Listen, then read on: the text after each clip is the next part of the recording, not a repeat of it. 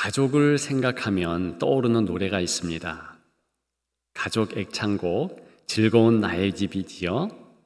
즐거운 곳에서 날 오라 하여도 내 쉴 곳은 작은 집 내 집뿐이리. 한 소절만 우리가 불러도 고향 집과 가족에 대한 그리움이 몰려옵니다. 그러나 이 노래의 작시자 존 하워드 페이는 정작 집을 가져본 적이 없고 행복한 가정에서 살아본 적은 더더욱 없는 그런 인물이었습니다. 노랫말도 프랑스 파리에서 노숙 생활을 할 때 그때 지은 것이지요. 그에게 있어서 즐거운 나의 집은 현실이 아니었습니다. 그리고 현실이 아니기 때문에 더욱 간절히 그러한 집, 그러한 가정을 열망했기 때문에 세계인의 심금을 울리는 것인지도 모르겠습니다. 오늘 저와 여러분들이 본문을 통하여 특별한 가족에 대해서 이야기해 보려고 합니다.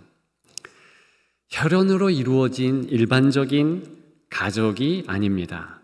하나님 아버지의 가족입니다. 아쉽게도 한 번도 이 가족에 대하여 깊게 경험하거나 우리 삶에서 그 무게감을 느끼지 못했기 때문에, 즉 현실적이지 않아서 그저 가볍고 흥미롭게만 생각하는 것은 아닌지요. 그런 의문점을 갖게 됩니다. 그러나 이 가족은 너무나 현실적입니다. 반드시 경험하며 올라야 할 감사의 언덕이라는 것입니다. 에베소서에 의하면 풍성한 하늘의 복이 이 가족을 통하여 흘러넘칩니다. 그리고 이 가족은 바로 교회다라고 선포합니다. 교회가 가족이에요. 그래서 1장 2절에 보면 우리가 가족이기에 하나님을 우리 아버지라 부릅니다. 5절에는요, 자기의 아들들이 되게 하셨다. 현대어 쉬운 성경에 보니까 우리를 자녀 삼기로 작정하셨습니다 라고 말하고 있습니다. 2장 9절은 아예 노골적으로 저와 여러분들이 하나님의 권속, 하나님의 가족이라고 말하고 있습니다. 우리는 이 가족에 주목해야 합니다. 그리고 그 가족의 몇 가지 특징 또한 알아야 합니다. 우리 교회가, 그리고 여러분들이 이 특징이 있다면 가족이 맞습니다. 만일 이 특징이 없다면 아무리 좋아 보여도 부족한 가정, 모순된 그러한 가족, 또 느슨한 가족, 그리고 위험한 가족이 될 뿐입니다. 어떤 특징일까요? 첫째, 함께 은혜에 집중한다면 가족입니다. 은혜가 필요하다는 것이지요. 은혜에 집중해야 한다는 것이지요. 교회에 가면 참 많이 듣는 단어가 은혜입니다. 어떤 책에 보니까 이런 식으로 은혜를 설명했습니다. 500만 원짜리 티코 타고 가다가 앞차 50억짜리 페라리를 추돌했다는 것입니다. 뒷범퍼 교체하는 것만 500만 원인데 앞차 자동차 주인이 내려서 뒷차에 다가옵니다. 창문 좀 열어보시지요. 그 뒷차 주인은 두근두근 하겠지요. 바로 그때 그냥 가세요, 그렇게 말하면 그게 용서라는 것입니다. 그런데 거기서 끝나지 않고 앞차 자동차 주인이 내려서 용서하세요 한 이후에 용서합니다, 아무 일도 없는 것으로 삼겠습니다. 그 말을 하면서 앞차의 키를 넘기면서 이 차 당신 타세요. 내가 뒤 범퍼도 다 고쳐줍니다. 그리고 이제는 당신 500만 원짜리는 잊어주세요. 이렇게 말하는 것이 은혜다. 그 책에서는 그런 식으로 설명했습니다. 그런데요, 제가 볼 때는 거기서 멈춘 것이 은혜가 아닙니다. 실은 차키뿐만이 아니라 집도 주고 회사도 주고 모든 것을 다 주는 것, 그것을 성경에서는 은혜라고 하는 것입니다. 그래서 14절에 보면 기업이라는 용어가 나옵니다. 이것이 은혜와 동등한 단어입니다. 나의 영원하신 기업, 생명보다 귀하다. 바로 그 기업, 오늘 본문의 기업, 은혜, 같은 내용이에요. 그렇다면 이 은혜는 어떤 구체적인 내용을 담고 있습니까? 4절에 보니까 창세 전에 예정하사 예수 그리스도로 말미암아 하나님 아버지의 자녀가 되게 하셨다. 이 땅에 예수 그리스도를 보내주셔서 그의 십자가의 피보혈로 구속되고, 그리고 아버지 하나님을 부르면서 한 가족이 되게 하셨다. 성경에는 이 사실을 은혜라는 용어로 말하고 있는 것입니다. 우리는 살아가면서 하나님 나를 도와주셨다, 하나님 은혜 주셨다, 크고 작게 감사의 마음을 갖습니다. 그러나 본질적으로 말씀을 드리면 성경은 단 하나의 은혜에 집중합니다. 아버지 하나님의 사랑이지요. 독생성자 예수 그리스도를 저와 여러분들에게 보여주신 그 큰 사랑, 그것을 은혜라는 단어로 말하고 있는 것입니다. 여러분들은 은혜 받았습니까? 아멘. 그런 줄 믿습니다. 오늘 본문 9절에 보게 되면 비밀이라는 단어로 이 은혜를 받은 자가 가장 큰 기쁨을 소유함을 나타내고 있습니다. 이 비밀의 뉘앙스는 이런 것입니다. 제가 우리 집 자녀들에게 비밀을 가르쳐 줍니다. 어떤 비밀이냐 하면 가족들만 알고 있는 비밀. 형광 키 번호. 야, 너 절대로 말해주지 마. 이 아이들이요, 그 키 번호 부모가 가르쳐 준 대로 누를 때 심지어는 사람들이 없어도 손으로 가립니다. 띠띠띠띠띠띠. 그러면서 남이 볼세라 좌우를 살피며 누른 후에 들어갑니다. 이게 일종의 비밀인 거예요. 즉, 가족만 알고 있는 사항이죠.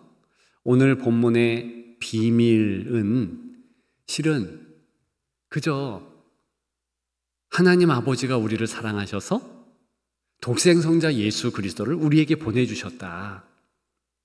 그 이름 예수를 믿는 자 다 구원받는다. 이 사실을 의미합니다. 그런데 비밀이래요. 공개된 비밀이네요. 무슨 뜻이냐 하면 이 내용에 대하여서 기쁨, 감격, 감사, 그리고 계속된 쌓이는 친밀감, 이런 것 때문에 비밀이라는 표현을 한 것입니다. 다시 얘기해서 하나님의 사랑이 우리 하늘 아버지께서 자녀들에게 허락하시는데, 지금 은혜라는 그 사랑의 이야기가 우리 일상에서 계속 번져가는 거예요. 커져가는 것입니다. 쌓여가는 것입니다. 어제보다 오늘 더 하나님과의 친밀감이 있고 기쁨이 풍성하고, 그러면서 가족 간의 비밀이 많아지면 많아질수록 친밀감이 일어난다. 이런 뜻에서 비밀이라는 단어를 사용했다는 것입니다. 여하간에 저와 여러분들에게는 은혜가 있고 이 은혜에 집중할 때 참된 가족임을 더욱 감사로 깨닫게 된다는 것입니다. 그런데 어떤 시대든지 이 은혜에 집중하지 못하도록 방해하는 존재가 있습니다. 사단이지요. 이 공중권세 잡은 자는 전략이 있어요. 그래서 수많은 세상의 소식들, 우리 마음을 쏙 빼는 그러한 이 땅의 이야기에 이제 넘어지고 쓰러지고 일어나지 못하도록 행합니다. 에베소 지역에는 경제가 흥황했고 또 로마의 속국, 로마에 소속되어 있는 도시이므로 국제 정세, 경제 소식들이 참 중요하게 여겨졌습니다. 이 편지가 쓰여질 AD 62년에는요, 로마라는 대제국이요, 7만 명 이상의 군인이 떼죽음을 당하는 그런 엄한 반란이 일어났습니다. 이게 에베소에서 그리 멀지 않은 곳이었어요. 그러다 보니까 에베소성 사람들은 로마가 계속 힘들고 어려우면 우리는 어떻게 될까? 국제 정세에 민감했다는 것이지요. 또 한 가지는 말씀드린 대로 경제, 우리가 더 돈을 벌고 그래서 우리가 가지고 있는 이 기업들, 우리가 가지고 있는 이 경영하는 일들이 더 잘 돼야 될 터인데 걱정하고 근심이 없지 않았습니다. 우리 모습과 비슷하다는 거예요. 우리는 건강과 취미에 관심이 많습니다. 특히 남성이 그래요. 아이들은 연예인 이야기에 관심이 많습니다. 여성들은요, 드라마라든가 재미있는 그런 소식, 먹거리, 그런 것에 관심이 많지요. 학부모는 자녀의 공부, 진학 정보에 귀를 기울입니다. 이런 모든 세상의 소식들이 정작 성도는 은혜에 집중해야 하는데 집중하지 못하도록 방해한다는 것이지요. 세상의 소식, 사건, 이야기, 이러한 것이 전혀 중요하지 않다, 그런 말은 아닙니다. 그럼에도 불구하고 만일 하나님 은혜의 이야기에 집중 못하게 한다면 그것은 문제지요. 우리가 가장 많이 먼저 신경 써야 하는 것, 그것이 바로 하나님의 은혜라는 것입니다. 여러분들은 요즘 어떤 이야기에 감동하고 있습니까? 청년들이요, 이구동성으로 감동할 거리가 없다, 이렇게 이야기한다네요. 청년들뿐만이 아니지요. 장년이라 할지라도 삶에 재미가 없습니다. 성도는 어떻습니까? 역시 재미없는 삶을 한날 한날 의무적으로 어쩔 수 없이 살아가고 있습니까? 그렇게 살지 마십시다. 왜냐? 오늘 본문이 담고 있는 은혜는, 하나님의 사랑 이야기는 우리를 흥분의 도가니로 잡아넣기에 충분합니다. 여러분, 하나님 아버지의 사랑을 묵상하십시오. 그 은혜에 집중하십시오. 도대체 가장 중요한 독생 성자 예수 그리스도를 우리에게 주기까지 사랑하셨는데 우리 일상에서 우리가 필요한 것에 대하여서 가장 좋은 것으로 채워주시고 인도해 주시지 않겠습니까? 당연하지요. 오직 하나님의 이 사랑에 집중하고 묵상함으로 우리 삶에 거기에서 기쁨을 얻는다면 우리는 끊임없이 솟아나는 생수를 얻어 푸른 풀밭 쉴만한 물가가 될 줄 믿습니다. 우리의 믿음이 그 연유로 굳건해지고 감사가 넘치는 삶이 될 것입니다. 그런 여러분들 되시기를 주님의 이름으로 축복합니다. 두 번째, 함께 찬양에 집중한다면 가족 맞습니다. 가족입니다. 오늘 본문 보게 되면 12절과 14절에 찬양이라는 단어가 나오고 있습니다. 그런데 1장 1절부터 쭉 보게 되면 3절, 6절 이런 곳에도 찬양이라는 단어가 반복됩니다.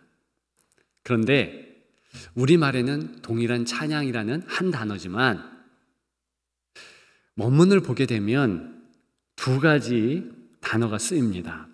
그래서 현대인의 성경은 12절의 찬양을 찬미로 번역했습니다. 그저 이 뉘앙스와 내용을 요약해서 말씀을 드리면 하나님을 기뻐하면서 하나님이 주신 것을 영광 돌리면서 그분이 허락한 것은 모든 것이 다 좋다. 그런 마음으로 시가 되었든 혹은 한마디의 감탄사가 되었든 정말 노래가 되었든 그렇게 하나님께 내어드리는 모든 그런 것들을 다 찬양이라고 말하고 있는 것입니다. 즉 우리들이 일상에서 고백하는 찬양의 구체적인 내용들이지요. 우리는 어느 때는 기분 좋을 때 찬양할 수 있습니다. 그것도 참 좋지만 때에 따라서는 기분이 울적할 때, 나쁠 때 그때도 찬양을 합니다. 그걸 다 통칭하는 것이죠. 우리는 남들처럼 한낮에 찬양할 수 있습니다. 어떤 이들은 유행가를 한낮에 부르기도 하지요. 거기에 그치지 않고 가장 이른 새벽 같은 때 그리고 가장 늦은 시간에 성도는 찬양하는 것입니다. 호흡이 있는 자마다 여호와를 찬양하라. 호흡이 있는 자, 살아있는 자 모두 하나님을 섬기는 가족이라면 찬양의 의무가 있다는 것입니다. 왜요? 하나님이 관심을 가지시고 귀를 기울이시고 항상 듣고자 하시기 때문에 그렇습니다. 심지어 성경에는 이런 말씀도 있어요. 시편 69편 30절 31절입니다. 내가 노래로 하나님의 이름을 찬송하며 감사함으로 하나님을 위대하시다 하리니 이것이 소 곧 뿔과 굽이 있는 황소를 드림보다 여호와를 더욱 기쁘시게 함이 될 것이라. 오늘 예배 때에 헌금을 가져오셨죠? 이 헌물이 중요한 것 사실입니다. 과거에는 지폐나 돈으로 가져온 것이 아니라 제사물, 헌물을 가져왔습니다. 그런데 읽어드린 대로 하나님이 원하시는 것은 그 소 곧 뿔과 굽이 있는 황소, 헌물 그걸 드림보다 여호와를 더 기쁘시게 할 것이 있으니 그것은 진정한 하나님을 향한 하나님 주시는 것은 다 좋아 이런 마음을 가지고 올려드리는 찬양이라는 거예요. 그렇다면 오늘 여러분들은 헌금을 드리기 전에 하나님 앞에 헌물을 드리기 전에 찬양을 드려야 되는 것이 왜? 그것이 가장 하나님이 좋아하는 일이니까 그렇습니다. 이른 아침이 되었든 늦은 밤이 되었든 그러므로 성도는 찬양하는 자들입니다. 새벽 이른 아침에 어느 날 제가 그런 생각이 들었습니다. 참 성도들은 애달프구나. 이 아침에 목이 쉰 것과 목이 안 좋은데도 불구하고 찬양을 하는구나. 근데 또 한편으로 생각해 보니까 아니지. 이 새벽에 우리가 부르는 찬양을 하나님이 기뻐하시면서 우리의 낙심되고 좌절되고 절망한 마음을 그 찬양을 통해서 돋아주시고 만져주시고 소생케 하시지. 그러면서 그 차원에서 정말 생각해 보니까 저의 일생에서 하나님을 찬양하고 하나님께 영광 돌리며 이렇게 이른 새벽에 찬양했을 때, 지난밤에 낙심, 좌절, 원망, 불평 이런 것들이 아침에 싹 사라지더라고요. 저와 여러분들이 왜 찬양을 해야 됩니까? 하나님을 위해서입니까? 사실은 맞는 말 같지만 정확하게는 틀린 말입니다. 하나님은 충만한 영광을 이미 받아 누리시는 분이에요. 우리가 하나님 앞에 찬양 드린다고 해서 하나님이 모자란 것 받아 누리는 그런 분이 아니라 완전하신 하나님이세요. 찬양은 우리를 위한 것입니다.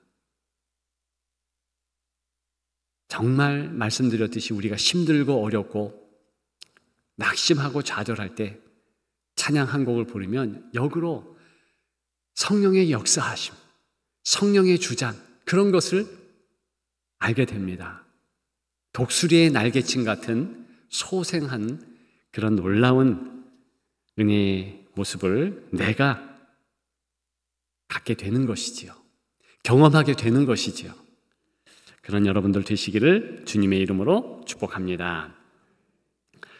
마지막 세 번째로 함께 영광에 집중한다면 가족입니다.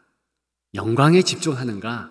이것이 하나님 아버지를 섬기는 가족의 모습이라는 것입니다.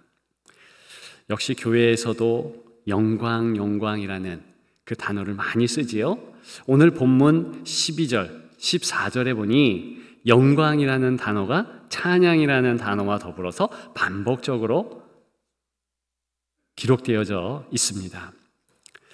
제가 이 영광이라는 단어를 생각할 때 떠오르는 장면들이 있었습니다. 제가 청년 때에 한 번은 서울 지하철을 타고 퇴계로라는 명동 근처를 지나가는데 한 노신사 작은 분이 타시는 거예요. 그런데 가만히 보니까 송해 선생이에요. 반갑게도 여러 빈자리가 있었는데 제 옆자리에 앉아 있는 거예요. 저도 모르게 송혜 선생님 아니십니까? 만나서 반갑습니다. 만나서 영광입니다. 그 말이 튀어나왔습니다. 그분을 많이 알고 또 그분의 프로그램을 많이 본 것도 아닌데 굉장히 반갑고 기쁘고 연예인이잖아요. 흥분된 마음으로 만나서 영광입니다. 그런 말이 저절로 나왔습니다. 또 한 번은요, 제가 재수할 때예요. 도서실에서 나왔는데 마침 수행원들과 더불어서 얼마 후에 있을 투표 자신에게 찍어주십시오라고 하면서 4선인가 5선 국회의원이 이렇게 좀 유세를 하고 있었습니다. 조아무개라는 국회의원인데요. 제 어릴 때 굉장히 그분을 높게 본 거예요. 괜찮다고 여겼고 많은 어른들이 환호하는 거 그것을 보고 있는데 이분이 저에게 손을 뻗어서 악수를 청했습니다. 다른 어른들이 하는 멘트와 같이 저 역시도 영광입니다 이러면서 손을 뻗었어요. 자, 제가 금방 말씀드린 영광입니다 라는 말을 했던 저의 정서와 그 감정, 그것이요 조금 더 확대된 것이 예배의 감정이라는 것입니다. 예배 때에 하나님의 임재를 느끼고 나 같은 것을 하나님께서 찾아오셨고 나의 찬양을 받으시고 내 기도를 들으시고 이렇게 예배를 통하여 영광 받으신다. 그 만남이 귀해지는 것이고 그것이 때로는 전율을 일으킬 때 영광이라는 단어를 쓸 수 있는 것입니다. 정확하게 그 의미예요. 그런데 오늘 본문의 이 영광은 더 나아갑니다. 나를 붙잡아 주시고 나와 함께 하시는 그 하나님 아버지, 동일하게 다른 사람들에게 역사하시는 그 하나님 아버지를 인정하면서 다른 성도들을 영광스럽게 존경하며 사랑하며 그리고 적어도 그런 마음으로 나아가면서 인사하는 것, 그것이 오늘 영광이라는 이 단어에 내포되어 있다는 것입니다. 다시 얘기해서 제가 아무리 담임 목사를 할지라도 5살, 6살짜리 작은 어린아이가 이제 교회 예배에 참여하고 길거리에서 혹은 교회 복도에서 만나면 쫓아가서 영광입니다 라는 마음을 가지고 그 아이를 대하는 것, 존중해 주는 것, 바로 그것이 오늘 성도된, 특별히 가족된 모습이라는 것입니다. 여러분들 이제부터는 다른 분들에게 인사를 청할 때 영광입니다 라고 멘트를 하면서 악수를 해도 좋을 듯합니다. 오해할 것 같으면 그저 악수하면서 마음으로는 참 내가 당신을 보니 당신 안에 계신 하나님의 영, 그리고 당신을 붙잡아 주시는 그 사랑, 그 당신이 너무 귀하기 때문에 영광입니다. 그런 마음으로 서로 대하는 것이죠. 그렇게 할 수 있겠습니까? 아멘입니다. 그런데 사실은 하나님 앞에 진정한 마음으로 찬양드리고 또 하나님 앞에 진정한 그런 마음으로 영광입니다 고백할 수 없습니다. 실은 오늘 본문에 특단의 그 일을 위하여서 역사하시는 분이 있으니 성령 하나님이라 말씀하고 있습니다. 즉 성령 하나님의 운행하심이 있으면 내가 힘들고 어려울 때 자동적으로 찬양이 나오고요, 성도 가운데서도 관계가 좋지 않고 하나 될 수 없는데 그분이 붙잡아 주시고 인도해 주셔서 전혀 존경심이 없는데, 전혀 만나서 이야기하고 싶지도 않은데도 불구하고 영광입니다 라고 할 정도로 서로 존중하고 존경한다는 것입니다. 오늘 본문에 보게 되면 하나됨을 강조합니다. 통일이 되었다 그런 표현도 씁니다. 그런데 에베소 교회에는 절대로 성도들이 가족으로서 하나 될 수 없는 상황이었습니다. 왜요? 유대인들이 있어요. 그리고 이방인들이 있습니다. 유대인들은 이방인들을 향하여서 개들이다 이렇게 멸시했습니다. 이방인들은 유대인들을 향하여서 저열한 문화, 유목문화를 일컫지요. 그리고 저들은 지식적으로 또 지혜도 없는 자들이다 이렇게 낮게 보았습니다. 본인들은 헬라 철학, 그리스 철학이 있었거든요. 그러다 보니까 정말 하나 되지 못했습니다. 그런데 하나님의 성령의 역사함을 통하여서 이제 서로 존중하도록 교회의 가족들이 되도록 만드셨다는 것입니다. 이것이 바로 우리가 주목해야 될 성령 하나님의 역사입니다. 지금도 그래요. 우리 한국교회의 역사를 살펴보면 100년 전, 200년 전 이 땅에는요, 뚜렷한 계급이 있었잖아요. 양반이 있고 천민이 있고. 그런데 교회는 먼저 그 계급, 신분에 상관없이 함께 예배드리고 내 집에서 일하는 종인데도 불구하고 먼저 장로가 되고 안수집사가 되고, 그래서 내 집의 종인데도 불구하고 내가 양반인데도 불구하고 존중을 표해야 하며 그것을 실제로 기뻐하며 기꺼이 행하는 문화, 교회의 문화였다는 것입니다. 오늘도 우리의 교회 가운데서는 차별이 없습니다. 왕은 누구냐? 새 가족이 왕이고, 또 왕이 누구냐? 어린 자녀 세대가 왕입니다. 그렇게 존중하고 사랑하는 마음이 교회의 실제적인 문화라는 것이지요. 우리 하나님께서 우리의 교회를 그렇게 오늘도 주장하시고, 그래서 우리의 교회 더욱 아름다워질 줄 믿습니다. 함께하는 찬양과 함께하는 영광에 집중하는 저와 여러분들 되시기를 주님의 이름으로 축복합니다. 어떤 청년이 여자친구로부터 이별 통보를 받았습니다. 우리 그만 만나자 느낌표. 이 짧은 문자를 보고요, 여자친구의 자취방으로 달려갔습니다. 문을 두드렸지요. 잠시 어디로 나갔는지 여자친구는 잊지 않았고 출입문은 잠기지 않은 채였습니다. 들어간 집은 엉망이었습니다.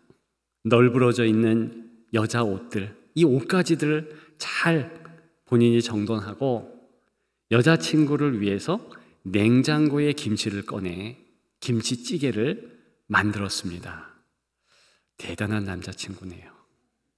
곧 여자친구가 나타났고 오열을 했습니다.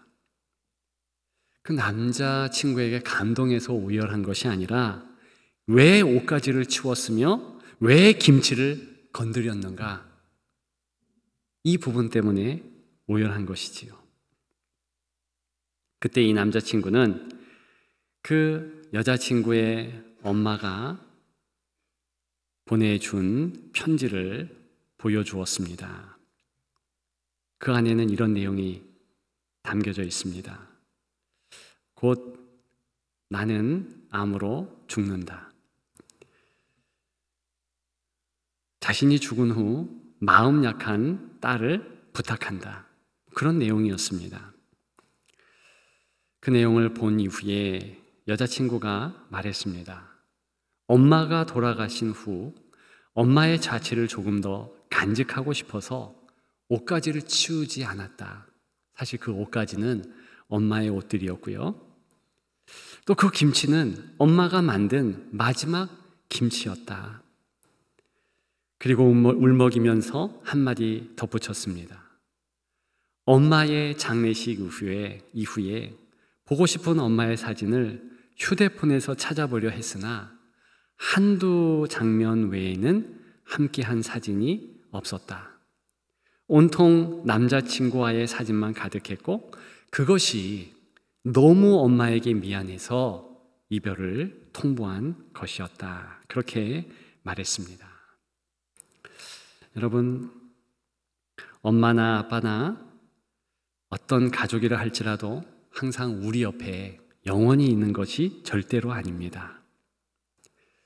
이별을 해야 돼요. 이 땅에서의 하나님의 가족, 하나님 아버지의 이 교회 공동체도 마찬가지입니다. 실은 천국 가면 완전 다른 공동체에 우리는 소속하게 된 것입니다. 말씀드리고 싶은 것은 이 땅에 일반적인 가족이 된다, 또 교회 공동체 가족이 된다 할지라도 다 짧은 그런 공동체라는 것이며 반드시 이별이 있다는 것입니다.